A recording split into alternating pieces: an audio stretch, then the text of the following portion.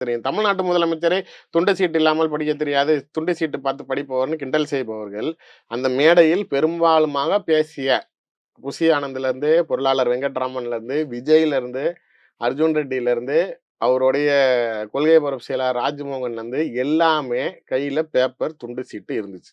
ஒருத்தர் கூட இயல்பா மனதில் பட்டதை பேசவே இல்ல. விஜய் மொதற்கொண்டு ஏதோ விட்டுட்டோமே அப்படின்னு கூட பார்த்துட்டு தான் பேசுறாரு. இவர்கள்லாம் மற்றவர்களை விமர்சனம் பண்றதுக்கு தகுதி இருக்குதா அப்படிங்கிறத பார்க்கணும்.